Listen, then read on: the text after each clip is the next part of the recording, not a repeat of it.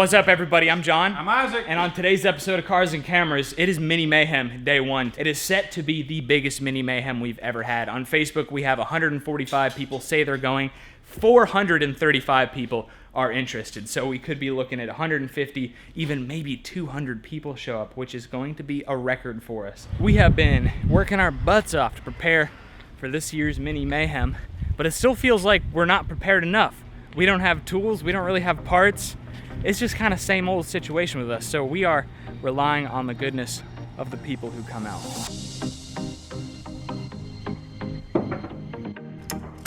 All right, we made it. We already ran into Scuba Man again. He made it out, almost up to the campsite. It's dusty out here, folks.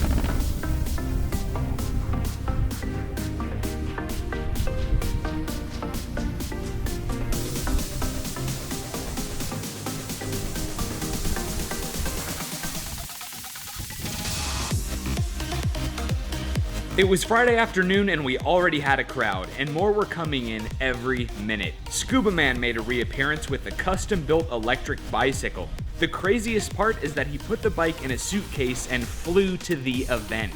He had to carry the lithium-ion batteries with him on the plane, and I have no idea how he got through security with that lunchbox with duct tape on it.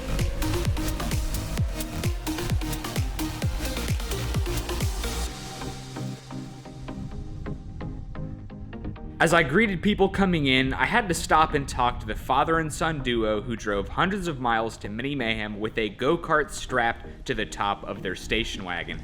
That, my friends, is what it's all about.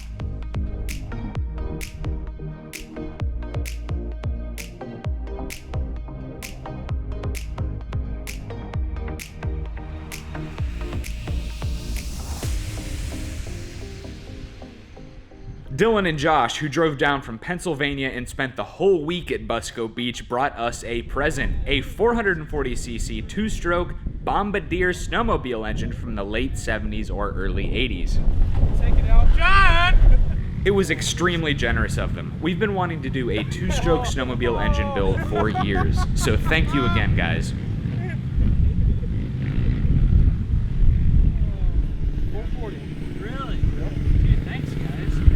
I've been following you on Instagram, and I saw like 5 days ago you were like, we made it, and I was like, did he get the dates wrong or something? No, you guys, I was like, fine. We spent some time meeting new people and catching up with friends from past events.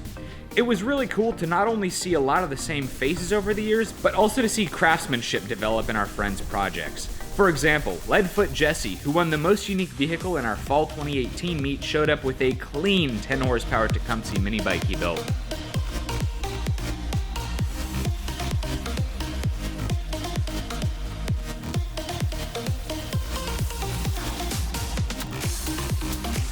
Then all of a sudden, Matt from Ohio shut it down by bringing out his Snowmo Quad, a 340cc snowmobile converted to run on dirt.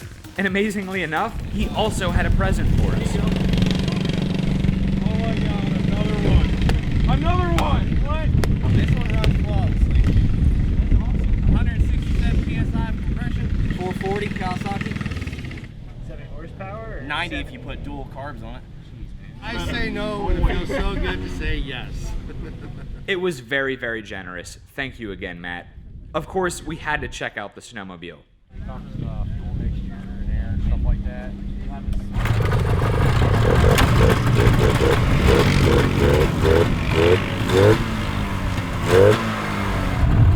So cool.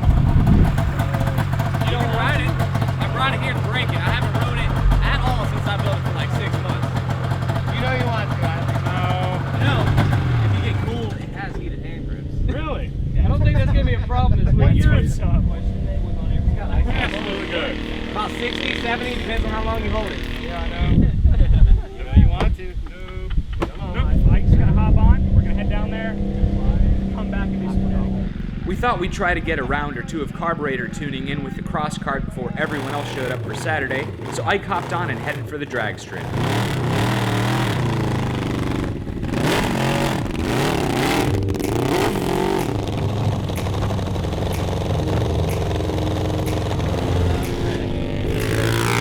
I piloted the Subaru Yurfdog camera vehicle, and within 100 yards of the truck, failed. Oh wait, we're gonna run out of gas.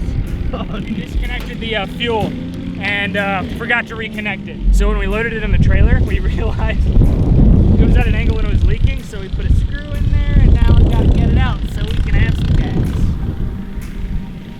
All right, should have some fuel now.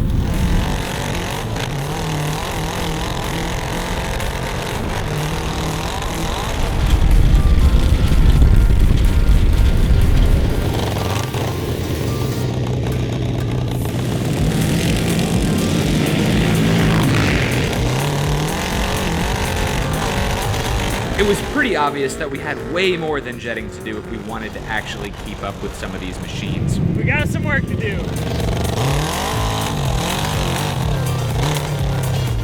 We were way heavier than the ATVs, so we lost them off the line and we couldn't chase them down because the engine was bogging.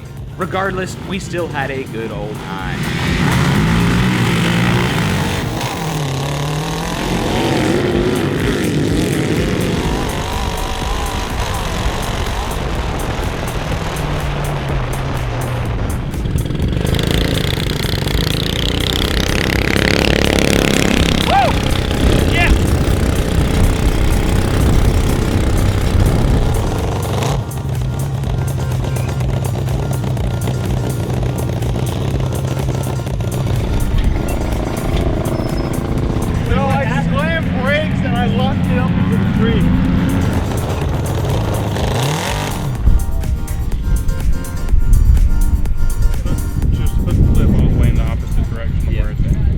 Ike and Leadfoot Jesse read the spark plugs and made a few tweaks to the carburetors, and Ike tried again after getting called out by a sweet GSXR 750 powered cart.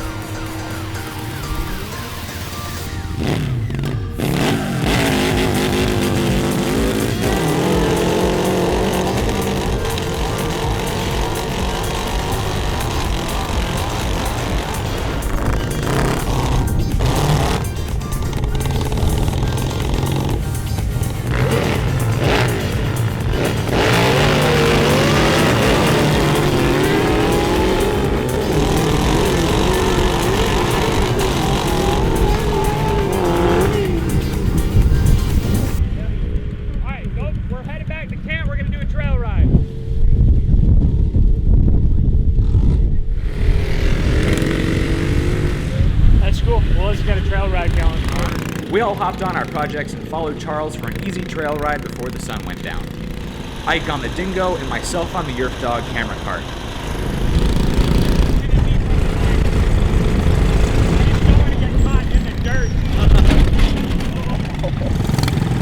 Well, that's there, out of nowhere, the chain pops off. Thankfully, there were a bunch of people more than willing to give me a hand getting it back on. Meanwhile, Ike was having some of his own technical difficulties. My filter is covered in oil and it's fogging out.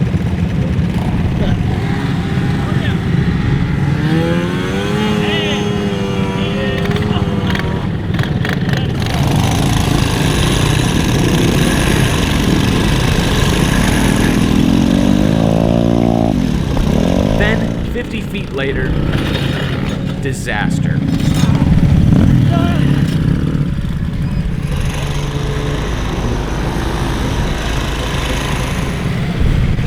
The chain was completely bent and wrapped around the axle. It was such a bummer because the Earth Dog was one of our most reliable parts.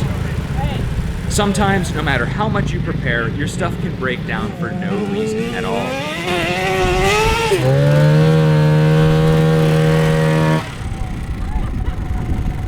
I got a tow back to camp while the rest of the group finished the ride.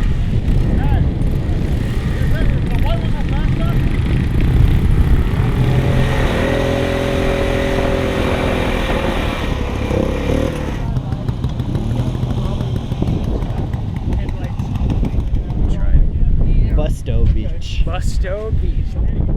When we all regrouped, we headed right back out for a night ride. What's that? It's lifted in the front and the back. It looks like. Don't do it. It's a terrible idea. Really? Use a hand. Hey, use a hand.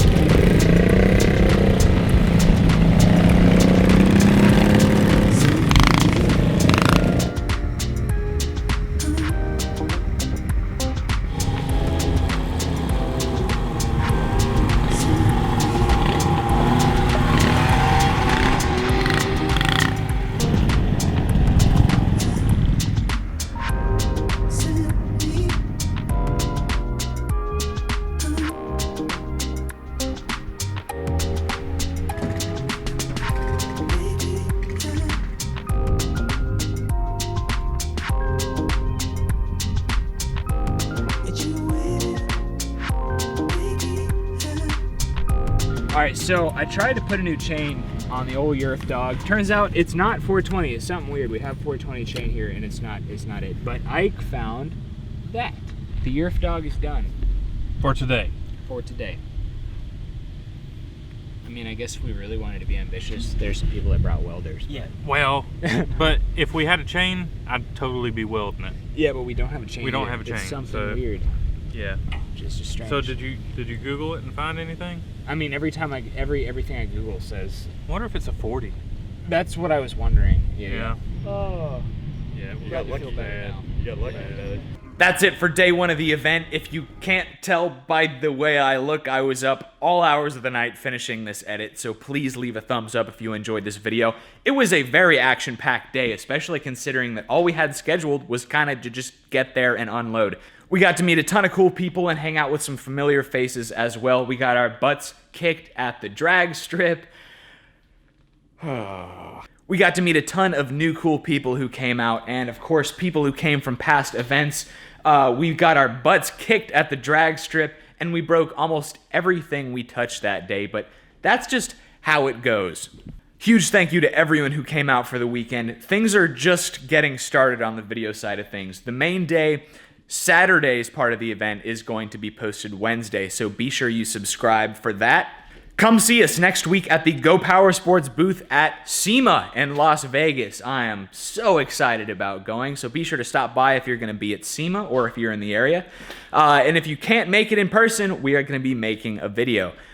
Anyway, for sneak peeks on what we're up to, follow us on Facebook and Instagram at Cars and Cameras Reviews. Pick up a t-shirt at cars-cameras.com. Thanks for watching, and we'll see you next time.